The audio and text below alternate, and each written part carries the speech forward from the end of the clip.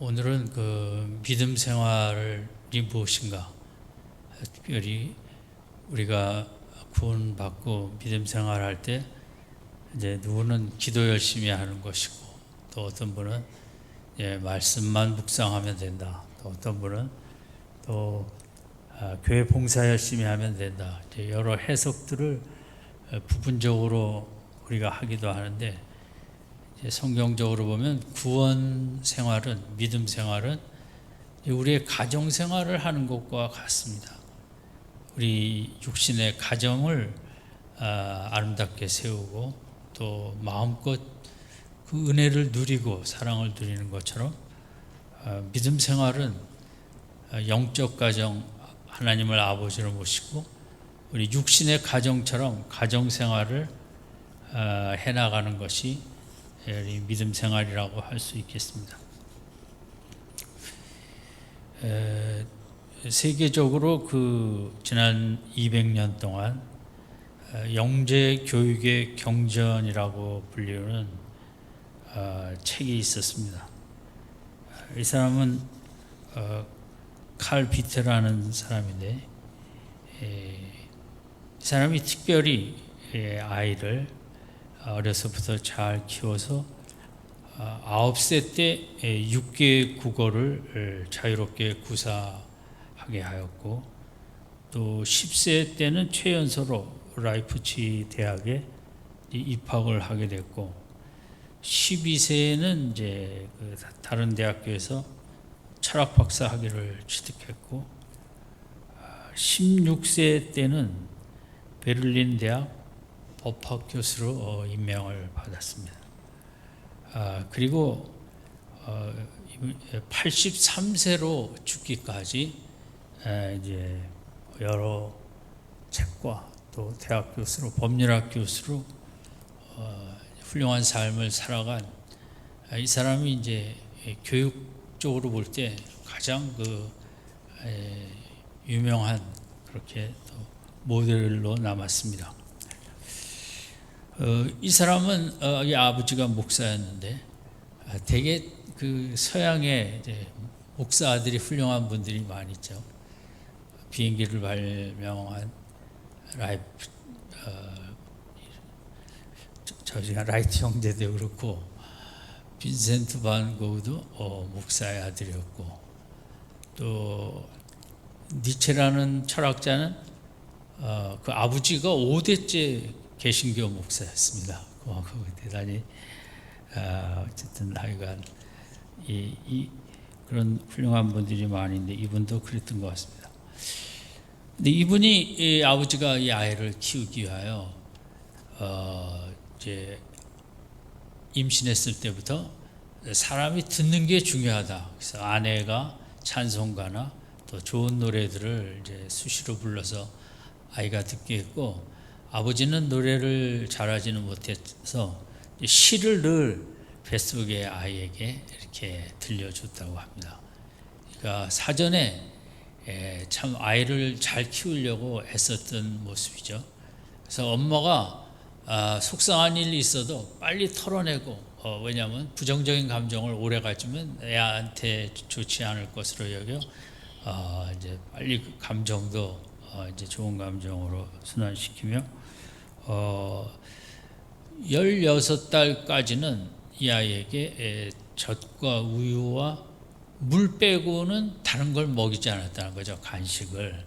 그 대신 이제 어려서부터 손으로 놀고, 어린 나이에도 이렇게 뭔가 관찰하는데 힘쓰게 했는데, 왜냐하면 아기가 이게 자꾸 간식 먹으면 혈액이 위쪽으로 그걸 소화시키느라고 가버리면, 뇌 쪽으로 혈액이 안 가면 이제 아이 발달에 좋지 않다. 어떻게 해서든지 혈액이 뇌 쪽으로 갈 수 있도록 손으로 뭘 만지기도 하고 만들기도 하고, 쓸데없이 그 아무리 맛있는 거라도 먹이는 걸 금지하면서 이렇게 아마 철저하게 이렇게 잘 키웠던 것 같습니다.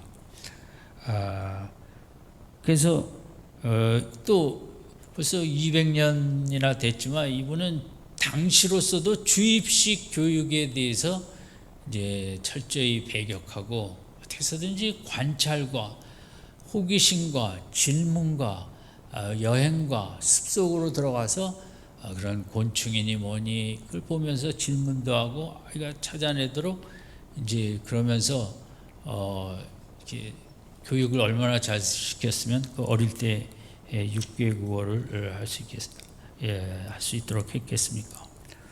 그래서 그냥 지식 전달이 아니라 이 아버지가 보기에도 이제 당시 훌륭한 역사학자들이 적지 않았는데 그 아버지가 느낀 거는 이 역사학자들이 팩트, 지식에는 아주 해박하나 그 역사의 의미를 모르는 역사 교수가 많더라는 거죠.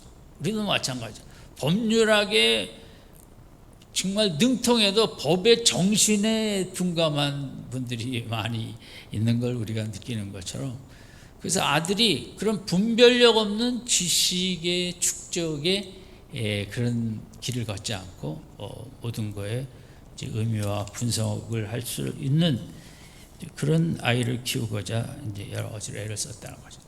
그래서 결국은 우리 자녀들은 이제 어떤 가정에서 자라났느냐에 따라 그 인생이 결정되어진다고 해도 과언은 아닐 것입니다. 어떤 아이는 80의 재능을 갖고 태어났는데 그 40도 꽃 피우지 못하는 아이들이 있고 100의 재능을 가졌는데도 반도 활용하지 못하는 그런 인생들이 너무 많고, 그러나 부모의 그런 좋은 준비 속에 80을 가지고 태어났는데도 100의 꽃을 피우게 하는 이제 이런 가정도 있다는 거죠. 그러나 우리 이 땅의 육신의 어버이들은 다 애를 쓰지만 그래도 이제 부족한 점도 많고 한계가 있죠.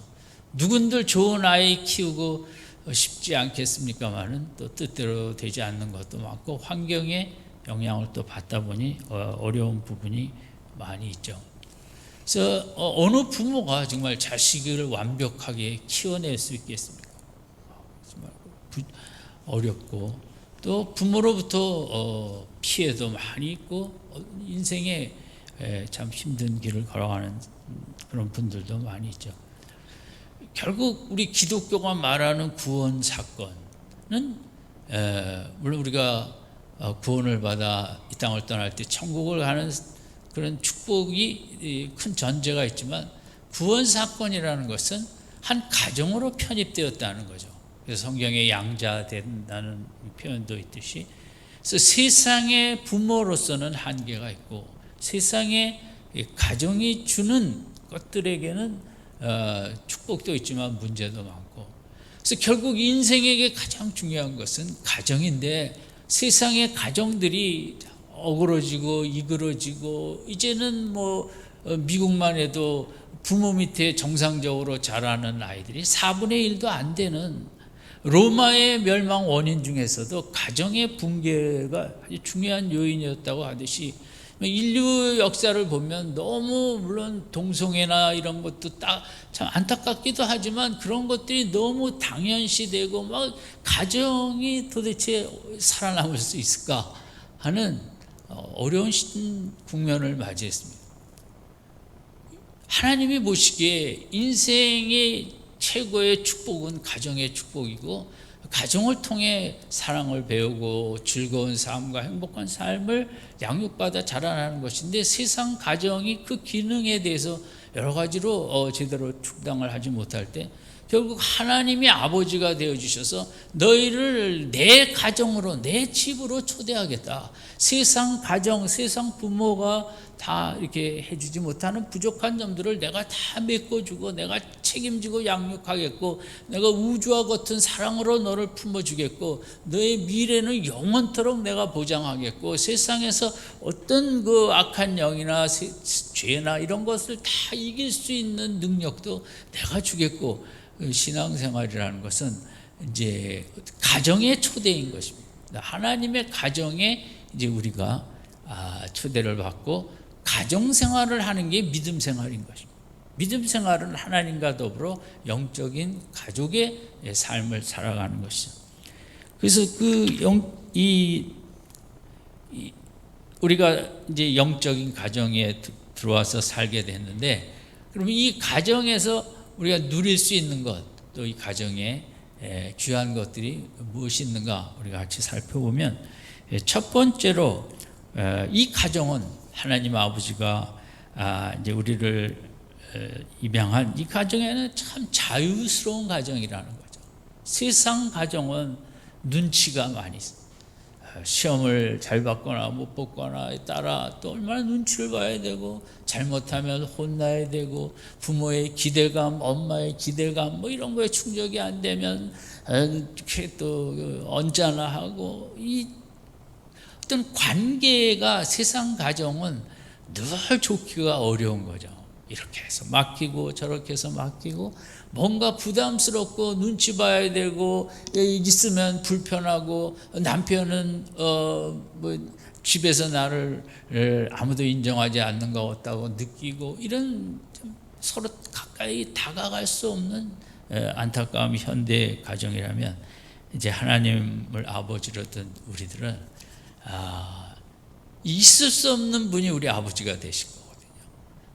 정말 그분은 창조주시기 때문에 오늘 또 통치하시기도 하고 계시고, 앞으로 역사를 완성하실 심판주이시기도 하지만, 이제 이 가정에서 우리가 그 하나님을 아버지라고 부를 수 있는, 오늘 로마서 8장 15절에 물론 성령의 역사로 말미암아 이게 가능한 거죠. 아무나 할 수 있는 게 아니고, 예수를 구세주로 영접한 자에게 성령의 선물을 받는데, 성령의 선물을 받으면 그 크신 하나님을 구약에서는 감히 그 누구도 지성소에 들어갈 수도 없었고, 그 지금 멀리서 바라봐야만 했던 그 크신 하나님을 영이, 성령이 들어오면 친근감을 갖고 친밀함을 갖고 24시간 어느 시간이든지 아버지를 찾을 수 있고, 이거 도와달라고 내가 마음이 힘들고 외롭고 지치고 무엇이든지 다 끄집어낼 수 있고, 하소연할 수 있고, 나를 도와달라고 품에 안길 수 있는, 이게 이제 우리가 시작한 믿음 생활은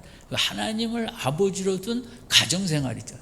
여기에 아버지는 탕자의 아버지처럼 뭐 정말 있을 수 없는 죄를 짓고도 회개하고 돌아오면 어떤 말을 하기 전에 안아주는 그런 아버지, 인생에게 그런 아버지가 필요하다는 거죠. 하나님이 보시기에 세상 아버지들이 애쓰고 힘쓰지만 부족한 점이 많고, 인간이 그럼에도 외롭고, 아버지의 그늘 밑에 눈치 보고, 아버지 앞에 열등감을 갖고, 아버지에게 만족을 드리지 못함에 대해서 속으로 힘들어하는, 모든 걸 조건으로 따지는 그런 가족관계 속에 피곤함. 그러나 하나님 아버지는 존재 그 자체로 아무것도 따지지 않냐고, 어떤 죄인일지라도 예수 십자가의 보혈로 씻기만 하면 되니까 다 품에 안으시는 이런 아버지와 가족 생활을 하는 것, 이게 믿음 생활이에요.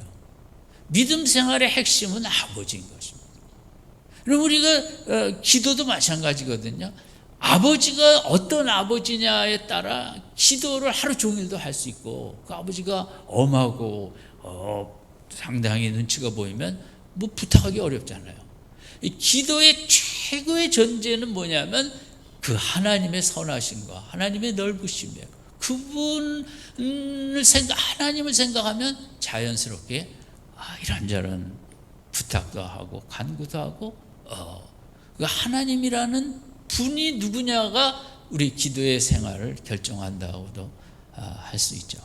예수님께서 이 땅에 오셔서 십자가를 지시기 위해서 오셨지만, 신약에 그렇게 아버지라는 단어가 많이 나오고, 제자들에게 제일 가르쳐 주시고 싶어 하셨던 것이 하나님을 예수님처럼 친밀감을 갖고 아바지라고 부르는, 이걸 가르쳐 주시려고. 하나님은 아버지시다. 하나님은 우리의 모든 것을 다 감싸시고 사랑하시는 아버지다.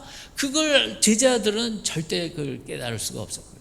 예수님이 그걸 보여주신 거죠.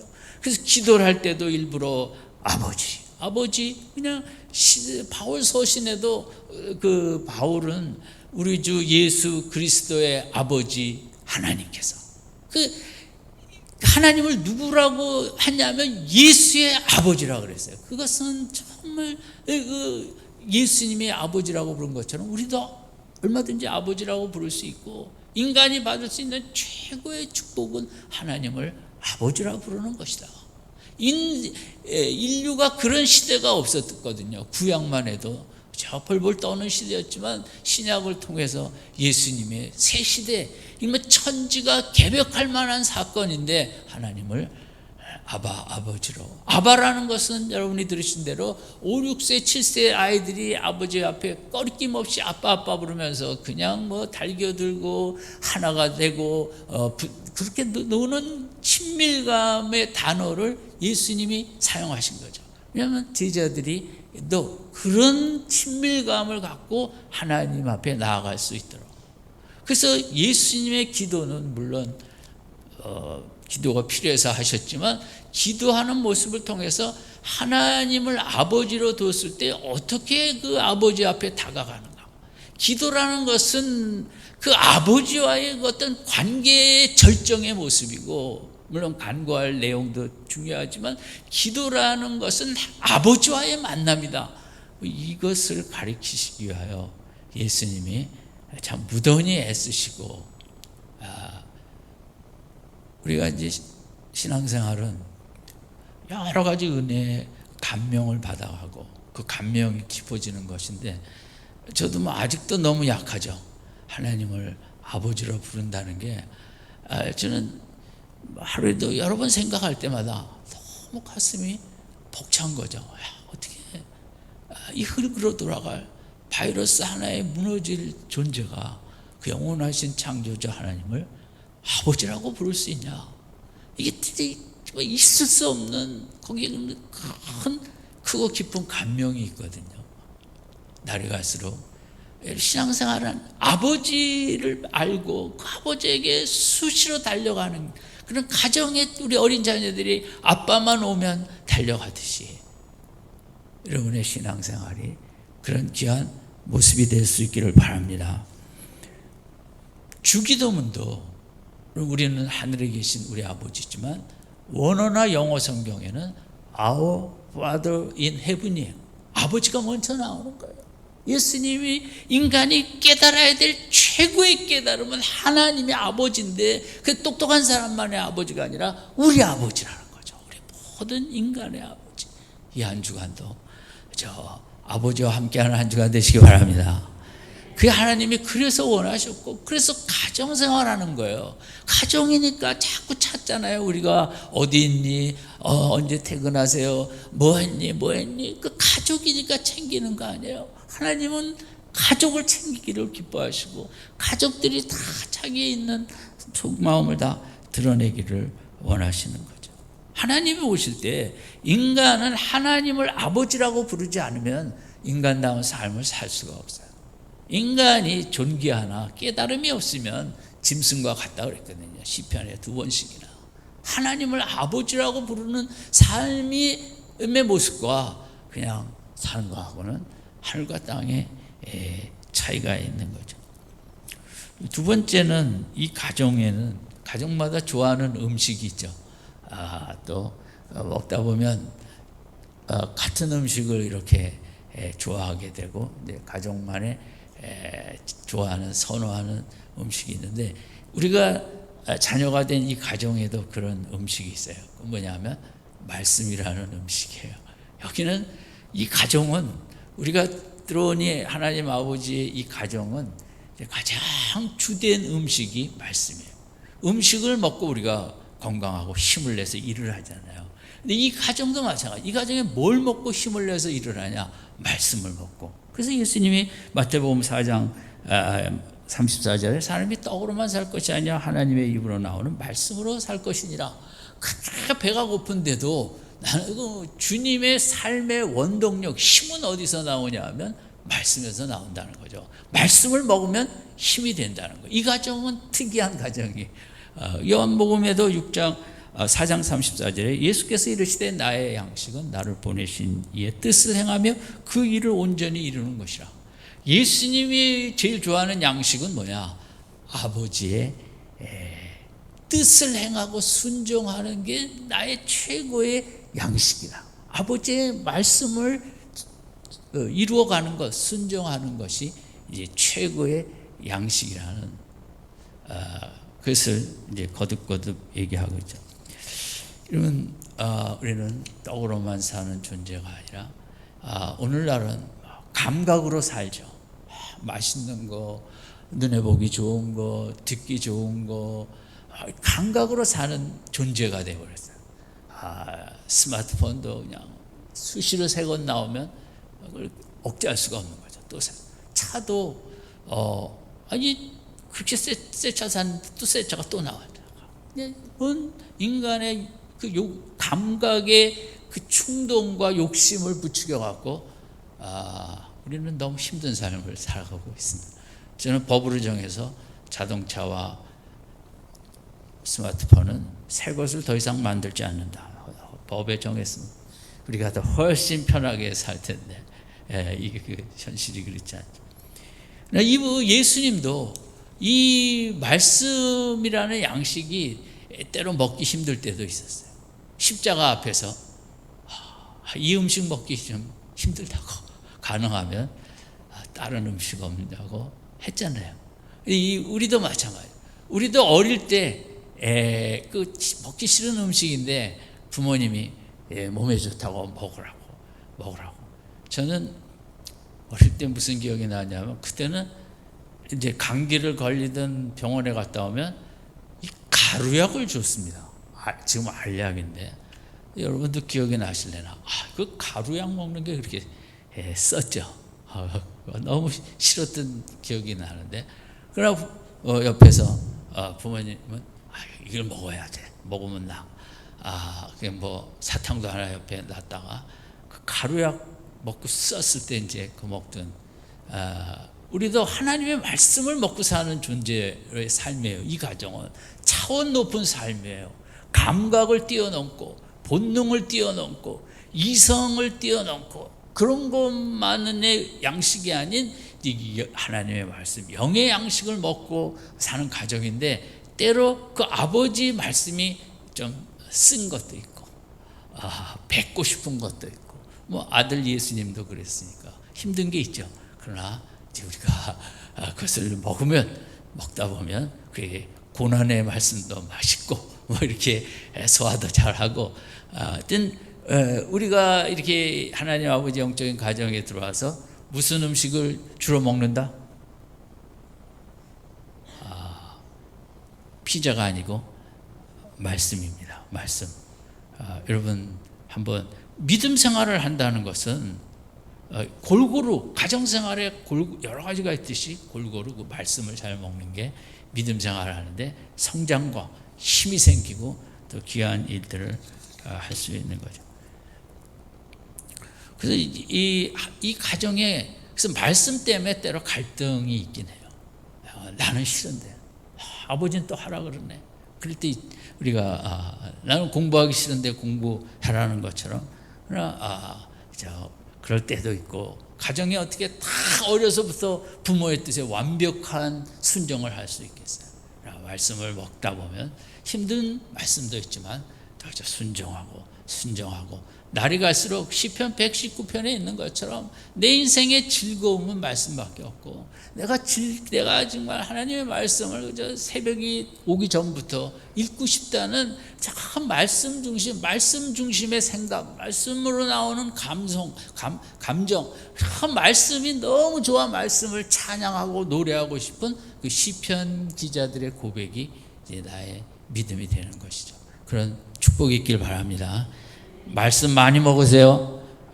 깊이 먹으시고, 세 번째는 가족의 은혜로운 문화를 즐기게 되는데, 가정마다 분위기가 있어요. 문화가 있고. 근데 이 하나님 아버지가 이 가정에는 첫 번째 분위기는 은혜의 분위기예요. 은혜가 풍성한데, 은혜는 내가 받을 수 없는 걸 받는 게 은혜예요. 천국이라는 것은 내가 받을 자격이 없죠. 그런데도 예수님 믿었다고 주시는 건 은혜예요. 근데 두 번째 자비와 긍휼은 그 반대예요. 내가 마땅히 죄인으로서 지옥을 가야 되는데 내가 받아야 함에도 불구하고 안 받게 하는 게 긍휼과 자비예요. 그래서 예레미야 31편 예레미야서 3장에 보면 여호와의 자비와 국률이 무궁하심으로 우리가 진멸되지 아니함이로다. 이 말씀을 참 좋아요. 우리가 사실 바이러스로 다 죽었어도 할 말이 없는 거죠, 인류가. 그런데 아직 하나님 여호와의 자비와 국률이 무궁하심으로 이렇게 살아있는 줄로 믿습니다. 아멘 안 해도 할 수 없고, 그는 어쨌든 이 국률은 가만 생각해 보면 나는 지옥 가야 될 사람. 그런데 십자가로 용서해 주시고 가지 않게 하는 건 그 국률이에요, 자비고. 은혜는 받을 수 없는 걸 받는 게 은혜예요. 내가 이런 걸 받을 자격이 없는데, 국률과 자비는 내가 받아야 함에도 마땅한데 안 받아도 되는 게, 교통위반을 했는데 경찰이 와서 딱지를 떼려고 그러는데 나랑 정신에 어디 정시오? 본이 간대. 그냥 가세요. 그러면 그거는 은혜일까요? 자비일까요?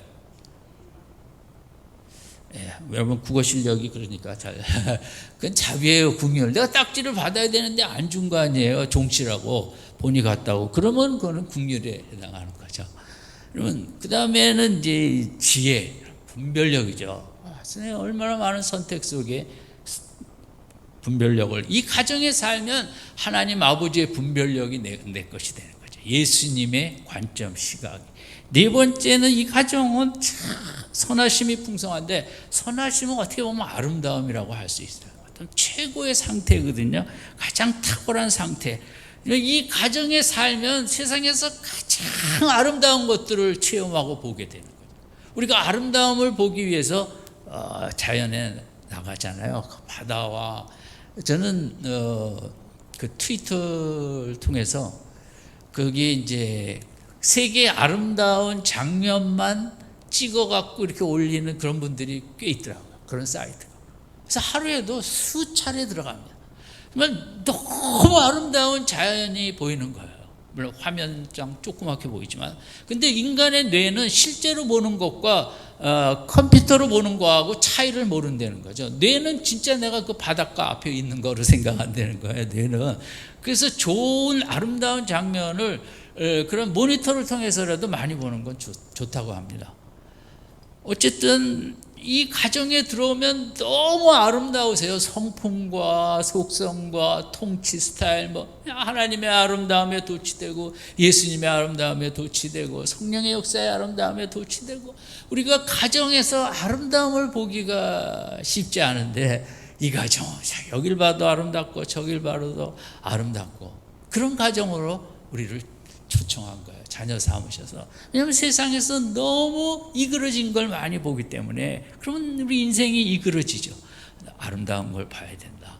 그래서 특별히 삼일체를 통해서 우리가 아름다운 걸 보죠. 네 번째는 가족 간의 교제의 즐거움이에요. 아까 하나님을 보면 이제 양자의 영, 성령을 받았기 때문에 아버지라 부르고 좀 거리낌 없이 나가는 이 교제의 축복. 그것이 사실 불가능하거든요. 그저 우리가 어릴 때는 다 받아주지만 점수를 매기기 시작하는 데부터 교제가 이게 점수 위주 교제가 되고 이러다 보니까 우리는 이 온전한 교제를 이 땅에서 누리기가 참 어려운 거죠. 외로워지는 거죠. 인생은 결국 교제를 통해 아름답게 서여져 가는 건데, 우리가 하는 교제들이 다 조건적이고 제한적이라는 거죠. 최근에 이제 로펌 광장 소속의 변호사인데, 그분이 우리나라 이 조세법의 아주 최고의 전문가래요. 나이도 50대 초반인데, 이분이 광주의 법원에서 아마 변론을 하다가 이제 쓰러져 돌아가셨어요. 너무들 이제 그쪽 분야에서는 안타까워하는 거죠. 얼마나 일을 많이 했습니다. 근데 저희 집 애가 거기 좀 있었어요. 그래서 이제 제가 들은 바로는 그렇게 한국에서 국제 분쟁이든 뭐든 그런 최고의 자리에 있는 그런 변호사들이 결혼 안 한 50대들도 있고, 일밖에 모르기 때문에 사람들이 너무 건강도 약하고, 특별히 이제 교제권이 없으니까 일하고만 교제를 하다 보니까 감정들이 죽은 사람들이 제가 듣기에는 많은 거예요.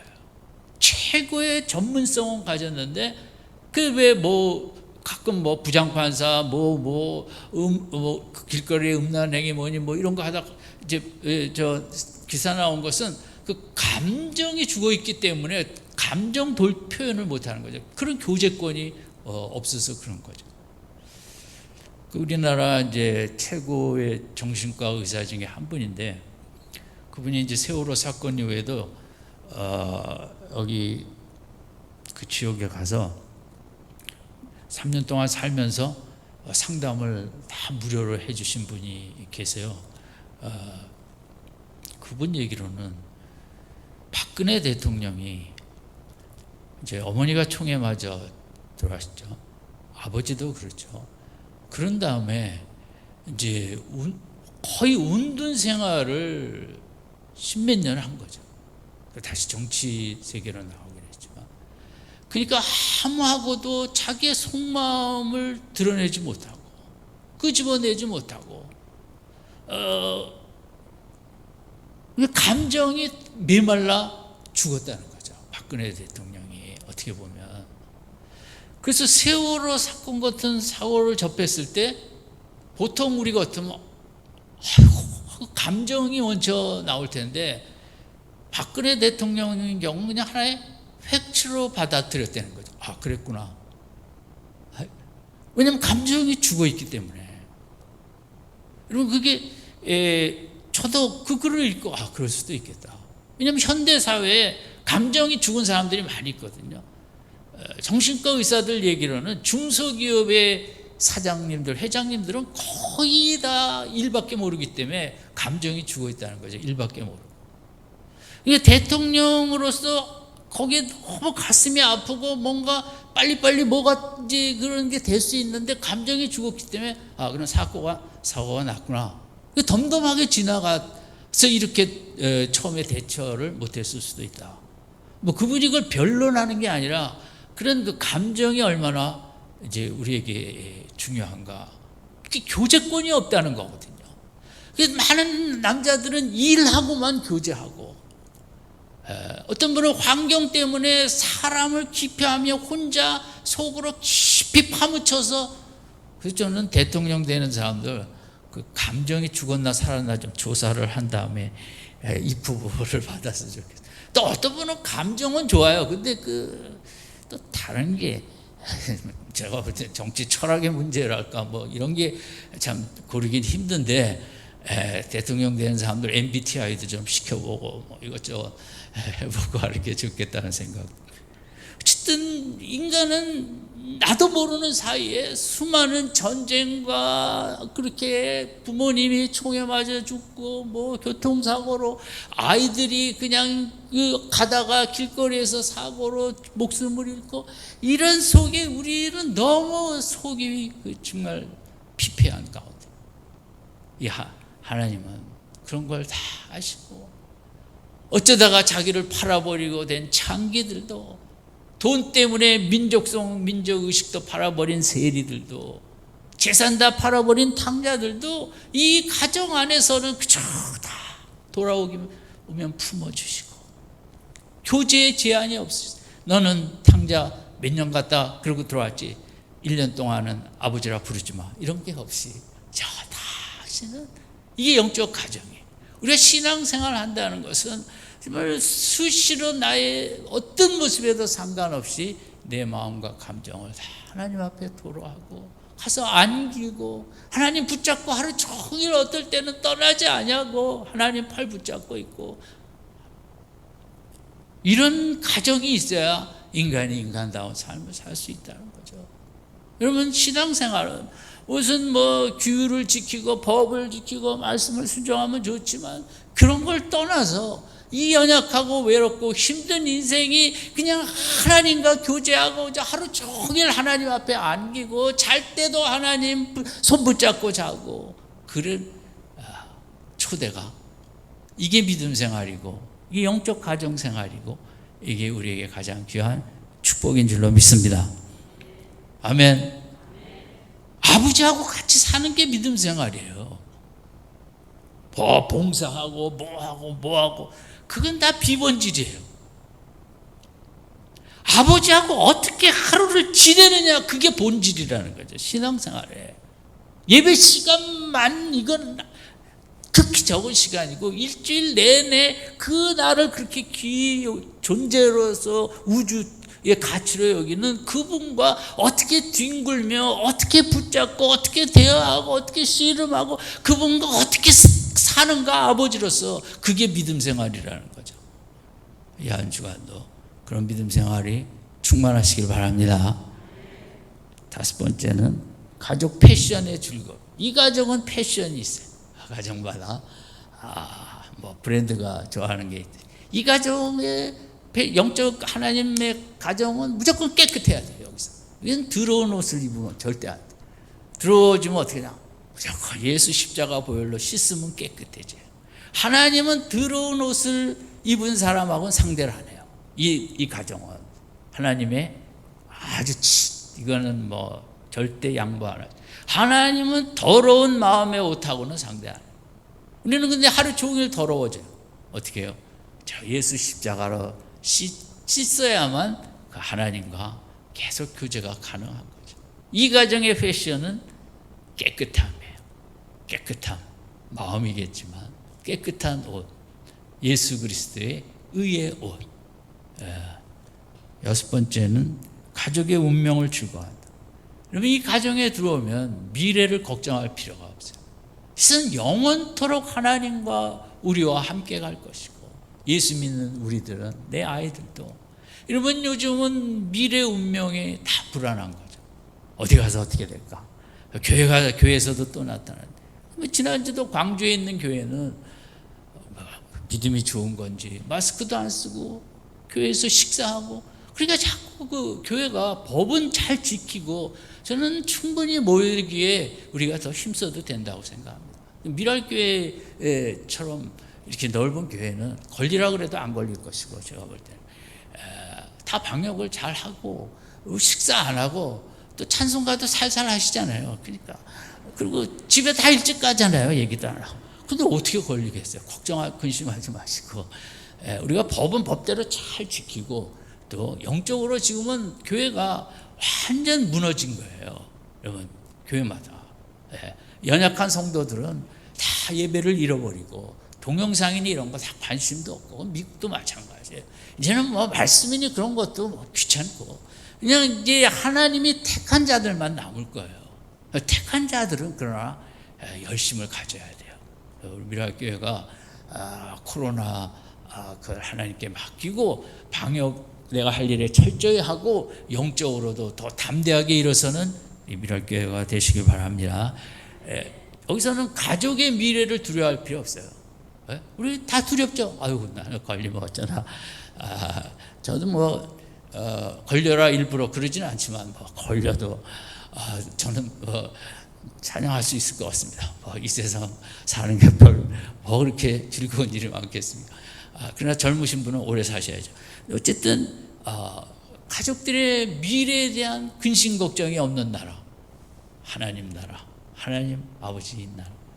일곱 번째는 가족의 권세가 있어요.